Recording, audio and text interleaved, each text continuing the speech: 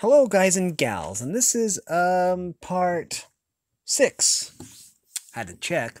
Part 6 of our reading of A Natural History of Dragons, a memoir by Lady Trent, a book by Marie Brennan. Now, you'll notice the screen isn't moving. I found a different way of doing videos that takes up way less space.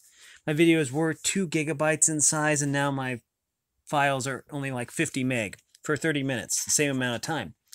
Anyways, we're going to go over the copyright information, which I have right here on screen. I'm getting it in real life right here. It says, of course, copyright 2013 by Brennan Noonschwander, and all rights reserved. I don't have the author's permission to make this video, but if they have any problem with it, then I'll take the video down. So, anyways, in the last episode, I honestly don't remember what happened in the last episode, or the last issue of this one, because it's been a week, probably over a week since I've actually recorded one of these. I believe that Lady Trent got her husband interested in the expedition to find dragons, and so that's what we're gonna do, I guess. Yeah, here we go. Anyways, we're going to go back to this screen now, while I try and find my place in this book. I'm sorry if I don't remember where we left off, but it'll be in the previous thing. Outrageous. Me. Do you see me wearing scandalous, low-cut gowns to the opera? Like the Marchioness of Prisson? Do you see me publishing books of poetry and pretending they aren't mine, like Lady Hannah Spring? Do you... Enough, Jacob laughed and cut me off. I'm afraid to hear what other pieces of society gossip you may have picked up. Since you have admitted to your meddling, I imagine you would not object to me going abroad with Hilford, he said, rueful, and picked his fork up again. I wouldn't be surprised if you booted me out the door. And risk damage to my shoe? I imitated the tone of the most vapid beauty in society. Jacob smiled and ate in silence for a few minutes. The footman came in and cleared away the plates, then brought in the pudding. For once I had little appetite for it, and the heavy bread sat like a raisin-studded lump in my stomach. I picked at it for a little while, not really eating much, while across from me Jacob dug into his own. When I realized the source of my sudden dismal mood, it escaped my lips before I could stop it. I want to go with you. Jacob paused, a forkful of pudding already in his mouth, staring across at me. Slowly he drew the fork out and laid it on his plate, while he chewed and swallowed. To Vistrana? Yes. I wished I'd kept silent.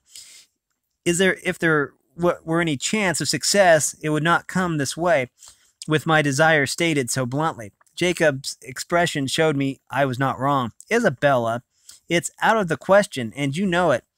So I did. And yet, please, I said. The words came out softly and heartfelt. I've been fascinated by them since I was a girl. You know that, Jacob. You, sir, you sit idly at home while others go and see them in person. Isabella, to see real ones, I mean, adult instead of runts, adult dragons, living in the wild, not chained in a pit for the king's favorites to gawk at. I've read about them. You of all people know how much, but words are nothing. Engravings give the illusion of reality, but how many of the engravers have ever seen the subjects they depict? This might be my only chance, Jacob. I stopped and swallowed the pudding I had eaten. Felt like it might come back up again. Did I relax my guard? Did I relax my guard against it? Isabella, his voice was almost soft but intense. I could not look up at him, staring fixated at my plate instead. I know your interest, and I have sympathy for it. Believe me, I do, but you cannot ask me to take my wife abroad in this manner. A tour, certainly, going to civilized places, but the mountains of Astoria are not civilized. You've read about it, I know. Try to imagine what you've read made real. The peasants, their eke, the peasants, their eke out their existence. Do you think they will have a comfortable hotel for us to stay in? Servants who are more than local girls hired for our stay, who are actual who actually understand how to care for people rather than for sheep. It would not be a pleasant existence, Isabella. Do you think I care? I slammed my fork down, heedless of the scene I was making. I don't need luxury, Jacob. I don't need pampering. I'm not afraid of dirt and drafts and washing my own clothes, or yours, for that matter. I could be useful. Would it not be advantageous to have someone to make accurate drawings? Think of me as a secretary. I can keep your notes, organize your papers, make certain that you and Lord Hilford have what you need when you go out to observe.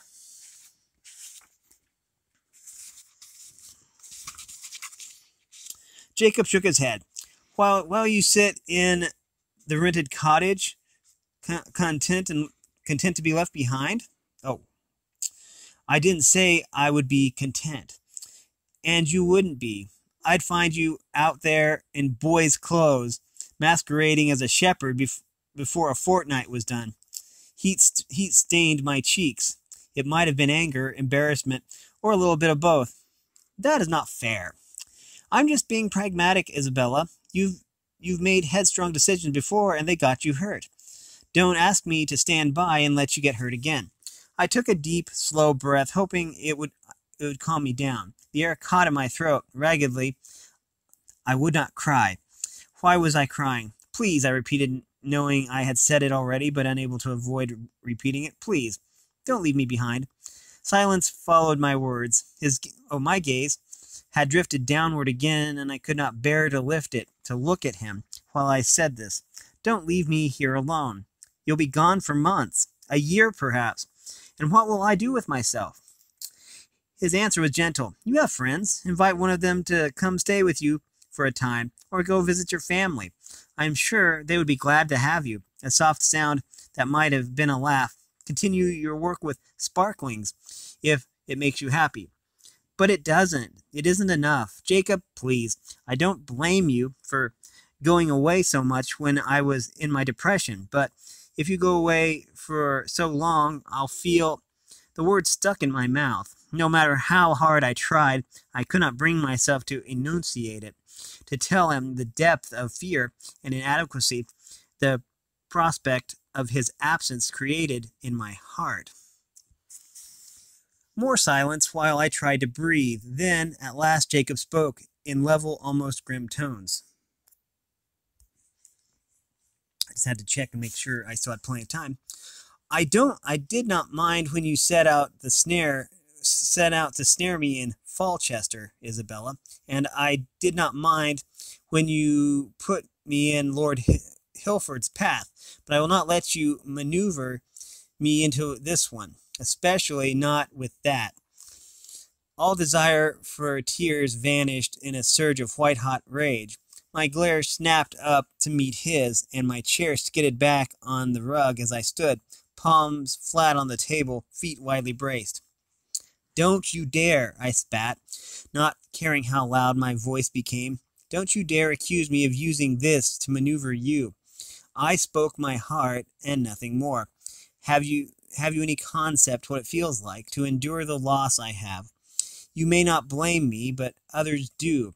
Whether you think of it this way or not, they whisper that I have failed as your wife. If you leave, what will they say then? How will we feel towards one another when you come back? Can you promise me it would not create distance between us?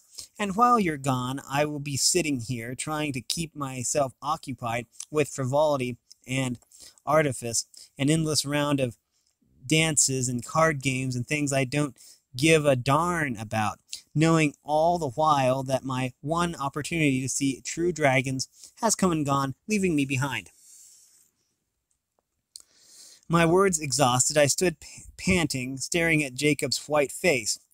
That face blurred alarmingly, and I could not think of anything to say in the aftermath of my tirade, anything that would begin to atone for the anger I had just shown him.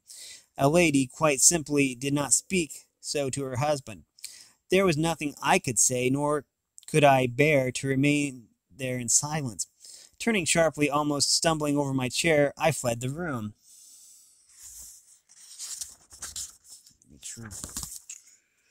Jacob did not pursue me, nor did he come to my bedchamber that night. We had slept apart since my miscarriage, that I might not trouble him with my restlessness. I rose at my usual hour the next morning, but dressed slowly, not eager to go downstairs and face him. After my outburst of the previous night, my state was not helped by my uncertainty as to how I felt about that outburst. I did not know whether to regret it or not. My cowardice eventually lost out to my will, and I went down only to discover that Jacob had gone riding, and the servants could not tell me where or when he would return. This did not improve my mood. I sat down to answer a correspondence, but my handwriting was atrocious, a reflection of my feelings that day, and I soon gave it up in disgust. The day being fine, I went out into the garden, but as I have said before, it was a small place, and not one that could keep me occupied for long. At length I went down to the shed where I kept my sparklings and my notes, though I was not much in the mood to work. Once inside, I sank onto a stool and gazed sightlessly over the neat ranks of my vinegar-soaked sparklings. Each stood on a card labeled in my tidy's handwriting, recounting when and where it had been collected, its length, its wingspan, and how much it weighed. They were organized into categories based on my research, grouped according to the subtypes I was beginning to identify. One stood on my work table, submerged in a jar of vinegar, awaiting my latest efforts at dissection. I picked up the surgeon's scalpel I'd been using for the task and put it down. Hardly a pastime for a lady. Yet it was the closest thing I could arrange to the work I truly wanted to be doing, my childhood obsession. Buried for years after the incident with the wolf drake, had put up shoots during the tour of the menagerie, and now those shoots had burst into full flower. I wanted both to see dragons and to understand them. I wanted to stretch the wings of my mind and see how far I could fly. I wanted, in short, the intellectual life of a gentleman, or as close to it as I could come.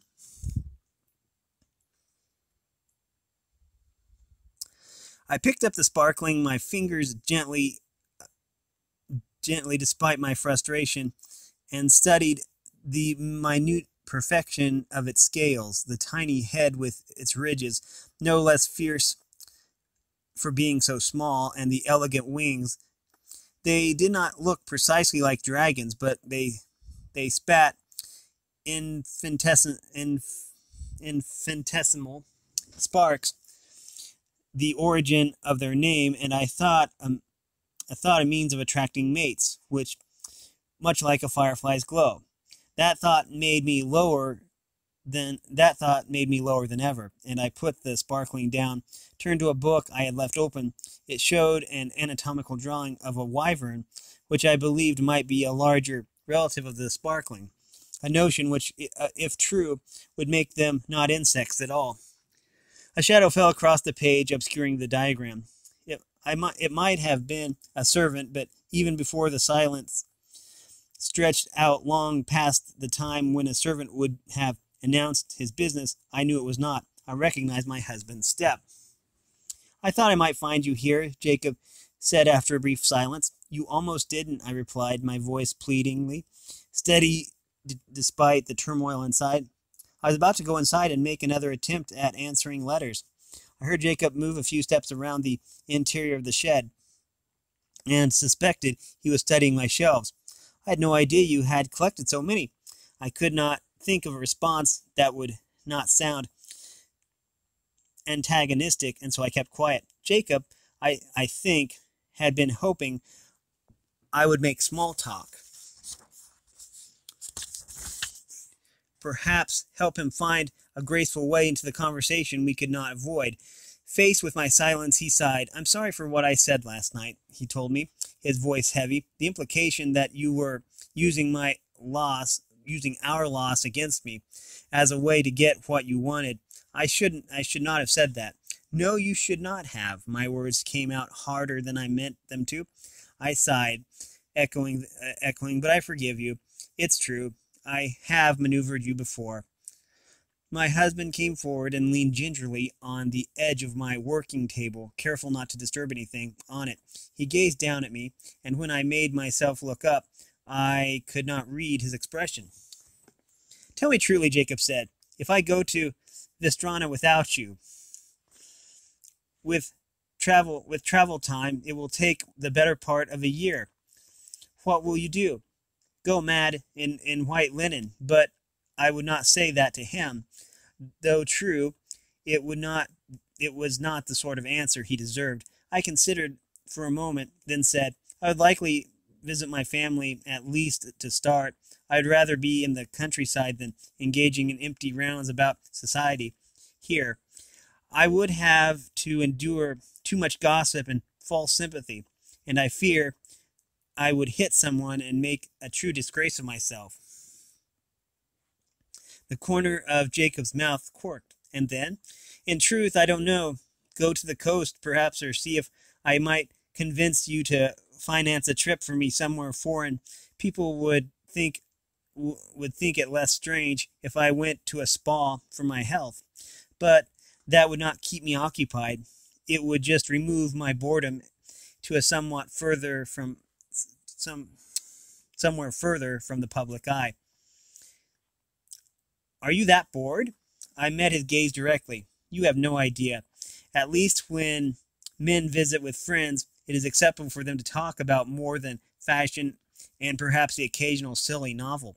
I cannot talk to ladies about the latest lectures at the philosopher's colloquium, and men will not include me in their conversations. You allow me to read whatever I wish, and that spares my sanity.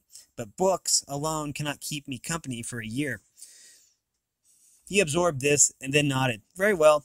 I've listened to your side. Will you hear mine? I owe you at least that much." His eyes roved across the ordered ranks of my sparklings as he spoke. You would be thought odd for going on an expedition to Vistrana. I would be thought a monster. I care little for those who would tell me I should keep my wife in line. I have not made a habit of keeping you on a leash. But there are others who would ask what sort of gentleman would subject his wife to such hardship, even if your wife volunteered for it. That does not enter into it. It is my duty to protect you and keep you safe. Protection and safety do not include ventures of this sort." I folded my hands in my lap, noting irrelevantly that I had begun biting my nails again. It was a habit that I had spent my life trying and failing to break. "Then the question, I suppose, is how much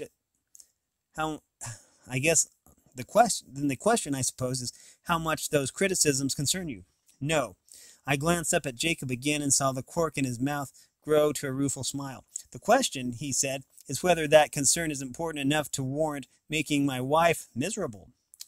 Hardly daring to breathe, I waited for him to go on. Whatever else he might say, I knew one thing, that I had been luckier than I knew. The day Andrew invited me to go with him to the king's menagerie. How many other gentlemen would have had made such a statement?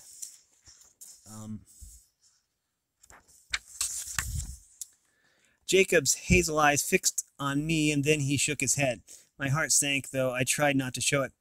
"I am the greatest lunatic in Skirland," he said, "but I cannot bear to deny you, not with you looking at me like that." His words took a moment to sink in. so convinced was I that I had lost my case. You mean, Jacob held up a cautioning hand. I mean that I will write to Hilford. The expedition is his. I can't go adding people to on my own whim. But yes, Isabella, I mean that I, at least, will not stand in your way. On the condition, his words broke off as I surged to my feet and threw my arms around him. On the condition, he continued, that I released him enough to breathe.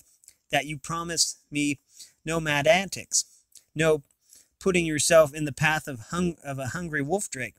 Nothing that will make me regret saying this today. I promise to try and keep myself safe.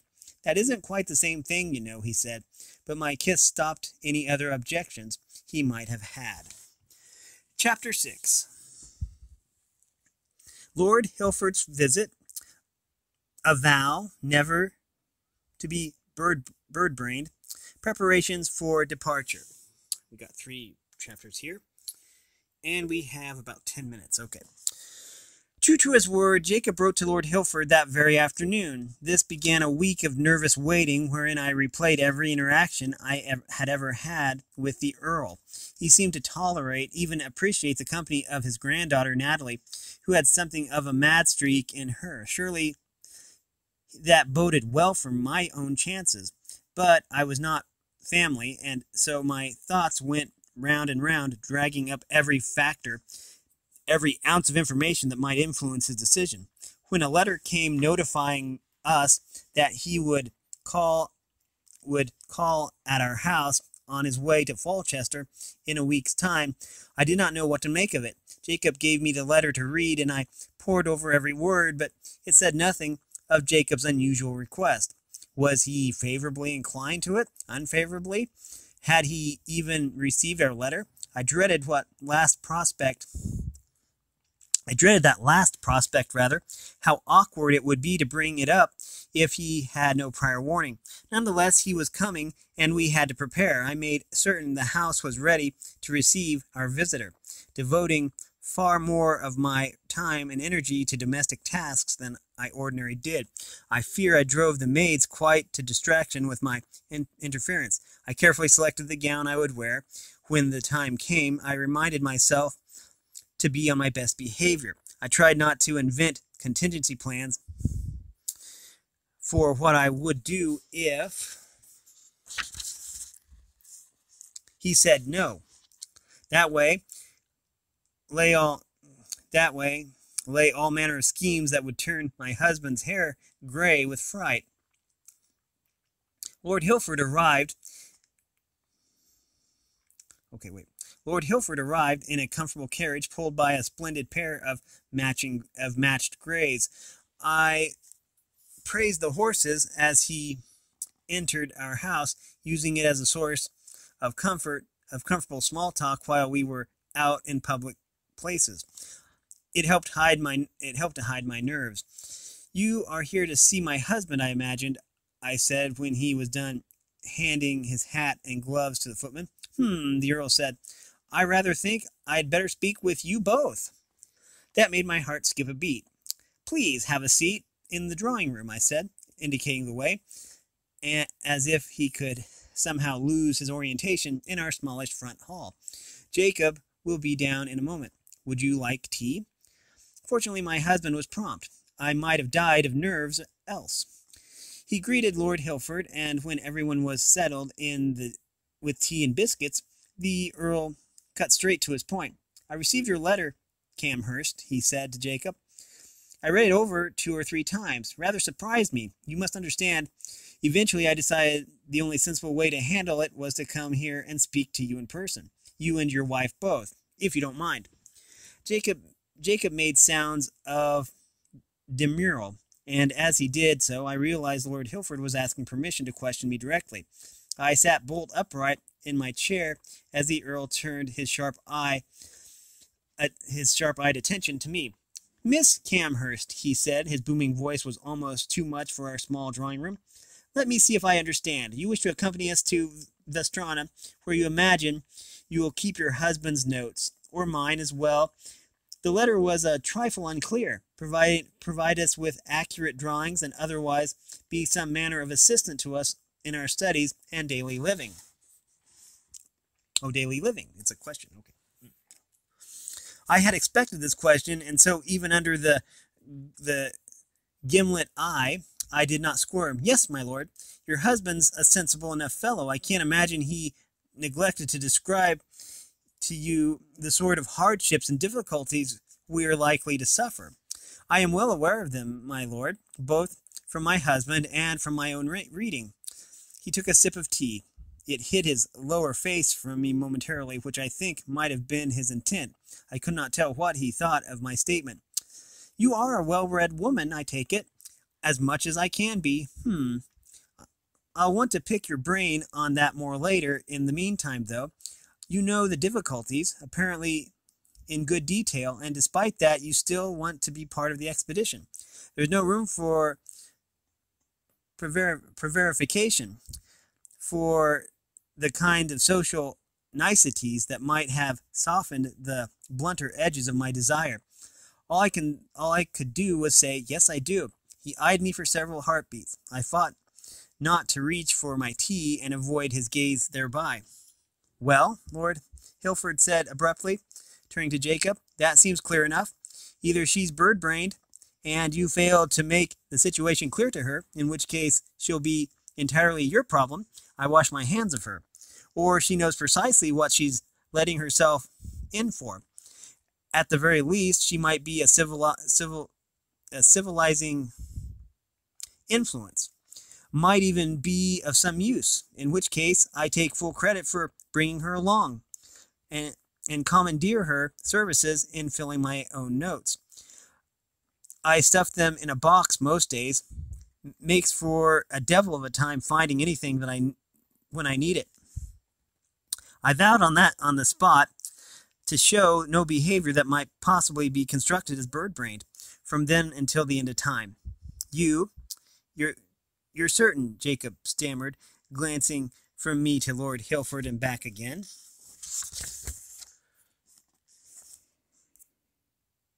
We're going to have to stop it here. We are out of time. I don't know what I did with my bookmark either. Oh, there it is. Anyways, we have been reading, as you can see from the picture here, A Natural History of Dragons, the Memoir by Lady Trent, by Marie Brennan. Now, if you like this content, then make sure you like and subscribe and ring the bell so you know when I upload. Also, if you want to support me anyway, all the information will be in the description below. As always, thanks for watching, everyone, and have a great day.